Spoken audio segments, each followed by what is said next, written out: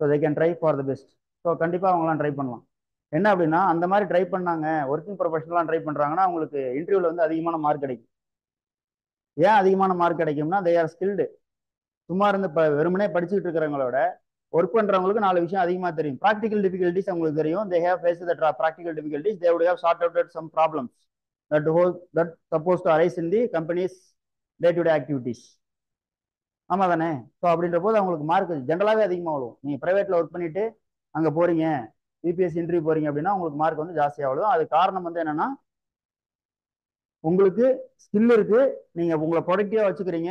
அப்படிப்பட்ட டைம்லயும் ஒரு பக்கம் ஒர்க் பண்ணிக்கிட்டு ப்ரொடக்டிவா இருந்துகிட்டு இன்டெலெக்சுவலாவும் ப்ரொடக்டிவா இருந்திருக்கீங்க, படிச்சிருக்கீங்க, யூபிஎஸ்சியை வந்து விரும்பி படிச்சிருக்கீங்க, பாஸ் பண்ணிருக்கீங்க. அப்போ உங்களோட கவனம் வந்து ரொம்ப நுணுக்கமா இருக்கு. ஒர்க்குனா ஒர்க்கை பார்க்குது, இந்த பக்கம் வந்து எக்ஸாம்னா எக்ஸாம் ஓரியன்டா படிக்குது. அப்படின்ற போது very fantastic mind you are having. சொல்ல புரியுதுங்களா? அது வந்து எப்படின்னா நீங்க ஒரு 4-5 கம்பெனில மாறி வர்றீங்கன்னு வச்சுங்க, 4-5 கம்பெனி 5-6 கம்பெனி நீங்க மாறி வர்றீங்க அப்படின்னா அந்த மாறி வர்றது என்ன, ரிசைன்மெண்ட் வர்றீங்க. ஐ மீன் உங்களை வந்து ஃபயர் பண்ணி அனுப்புனாங்களா, இல்ல நீங்களே அந்த ஸ்கில்ல மாஸ்டர் பண்ணிட்டு இல்ல இல்ல எனக்கு போதும் அவ்வளவுதான் நான் கத்துக்கிட்டேன் இல்லைன்னு சொல்லிட்டு மாறி வரீங்களான்றதை பொறுத்தது. சில பேர் டீம் லீடரா ஒரு இடத்துல இருப்பாங்க, அப்புறம் டக்குன்னு வேற ஒரு கம்பெனி மாறி வேற ஒரு ப்ராஜெக்ட் போவாங்க, அப்புறம் வேற ஒரு கம்பெனி மாறி இன்னொரு ப்ராஜெக்ட் போவாங்க. ஸோ இப்படியே மாறி மாறி 5-6 கம்பெனி மாறி கடைசியில வந்து ஒரு இடத்துல உட்காருவாங்க. அப்போ யூபிஎஸ் இன்டர்வியூ கேட்கும்போது அவங்களோட ப்ரொஃபைல்ல பாத்தீங்கன்னா 4-5 கம்பெனி மாறி வந்ததை பத்தி போட்டிருப்பாங்க. போடும்போது ஏன்பா இவ்வளோலாம் மாறி வந்த, நீ ஒழுங்கா ஒரு இடத்துல உட்கார மாட்டேன்னு கேட்க மாட்டாங்க. யூபிஎஸ்சி வந்து அந்த மாதிரி ஆட்கள் கிடையாது. They are journalist and they want the people to be recruited with skilled person. So அப்போ அந்த ஸ்கில்ஃபுல்லாக தான் அவங்க பார்ப்பாங்க. சரி, அப்படி நீங்க யோசிக்கணும். That's it. ஸோ யூபிஎஸ்சியோட இது ஃபார்முலாவே உங்களுக்கான திறமை அப்படின்றது வேணும். நீங்க ஏழையா இருங்க, பணக்காரங்களா இருங்க, ஜமீன்தாரா இருங்க, யாரா வேணாலும் இருங்க, பட் உங்ககிட்ட ஸ்கில் இருக்கா உள்ளவாங்க அப்படின்றதான் எடுத்துப்போம். சரி, அதை மட்டும் மைண்ட்ல வைங்க. So if you are working person, yes you can try. You have the better chance to get in to the UPS then the others. சரியா? ஏன்னா நீங்க உங்களோட மைண்ட் வந்து டிஃபரன்ஷியல் மைண்டு. சரியா? ஒர்க் பண்றதே ஒர்க் பண்ணிக்கிறீங்க, இந்த பக்கம் படிக்கிறதும் படிச்சுக்கிறீங்கன்ற போது நார்மலை விட நீங்க வந்து ஸ்கில்டு தானே. புரியுதா? அவ்வளவுதான். இல்ல ஒருவேளை அந்த ஸ்கில் இல்லாம ஒர்க் பண்ண முடியுமா நம்மளால? ஸ்கில் இல்லாம ஒர்க் பண்ண முடியாதுல்ல. ரைட்.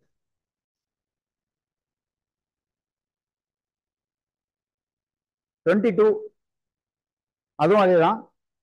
22 அப்படின்றதும் லிட்டரலா I am a homemaker, I am homemaker, can I prepare for this exam? என்னால இந்த எக்ஸாமுக்கு ப்ரிப்பேர் பண்ண முடியுமா அப்படின்னு சொல்லி கேட்டிருக்காங்க. இதுல என்ன டவுட் இருக்கு? தாராளமா பண்ணலாமே. ஓகே. ஸோ ஹோம் மேக்கர் அப்படின்னா உங்களுக்கான சில ரெஸ்பான்சிபிலிட்டிஸ் வந்து இருக்கும். You will find the time. Okay. So if you are at home, yes definitely. So ஹோம்ல இருந்தால் தான் ஹோம் மேக்கர், இல்லாட்டி இப்போ ஒர்க்கிங் ப்ரொஃபஷனல் சொல்லி போட்டிருப்போம்.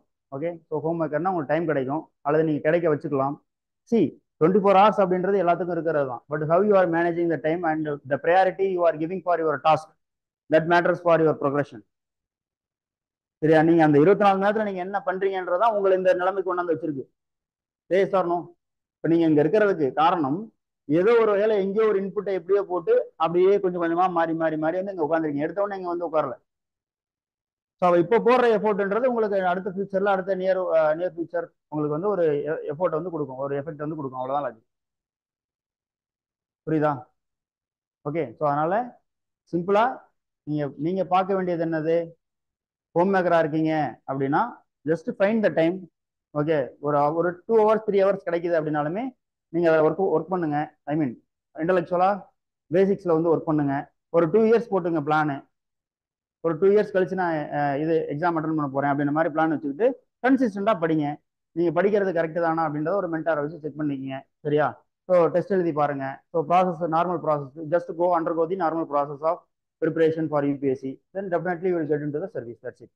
So being a homemaker is not the hindering factor for becoming an IAS officer for any woman.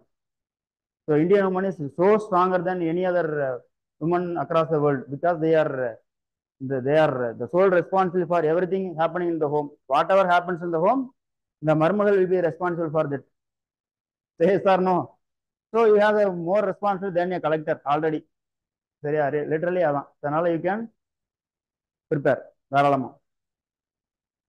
How many test series should I attend before the exam? இது இது quantify பண்ண முடியாதுங்க. எத்தனை test series attend பண்ணணும்னு சொல்லி quantify பண்ண முடியாது. இது ஒவ்வொருத்தரோட இன்டெலெக்சுவல் இதை பொறுத்து. பேசிக் நான் சொல்லிடுறேன். டெஸ்ட் சீரிஸ் அட்டன் பண்றதோட சயின்ஸ் நான் சொல்லிடுறேன். அதுக்கப்புறம் நீங்க அதை டிசைட் பண்ணீங்க, அவ்வளவுதான். ஓகேவா? ரைட். இப்போ நம்ம ஒரு ரூட்ல போயிட்டு இருக்கோம். அதாவது எப்படின்னா, நம்ம ஒரு நாலேஜை கெயின் பண்றோம். அந்த நாலேஜ்ன்றது, அந்த நாலேஜை வச்சு நம்ம எதுக்கு போக போறோம் அப்படின்றது ஒரு விஷயம் இருக்கு. சப்போஸ் நீங்க வந்து ஒரு சிஸ்டம் கம்ப்யூட்டர்ல கீபோர்டு நிறைய தெரியும் உங்களுக்கு. ஐ மீன் கீபோர்ட்னா மியூசிக் கிடையாது, நான் சொல்ற டைப்பிங் இந்த மாதிரி தெரியுது அப்படின்னா, அது சம்பந்தமா நீங்க ஒரு வேலைக்கு போறீங்கன்னா, உங்களுக்கு கண்டிப்பா ஒரு டைப்பிங் இடத்துல வேலைக்கு போறீங்கன்னா, அப்போ டைப்பிங் அப்படின்றது உங்களுக்கு தெரியணும். சரியா? ஒரு சினிமாவில் டேரக்டரா போகணும்னா அதுக்கு தகுந்த மாதிரி வேலை தெரியணும், அவ்வளவுதான். சரியா? ஒரு எடிட்டரா போறீங்க, சினிமாவில் எடிட்டர் போகணும்னு நினைக்கிறீங்க அப்படின்னா, சிஸ்டத்துல ஒர்க் பண்றது, என்னென்ன சாஃப்ட்வேர்ஸ்லாம் அவைலபிளா இருக்கு, லேட்டஸ்ட் அப்டேட்ஸ், இதெல்லாம் உங்களுக்கு ஒர்க் பண்ண தெரியும்.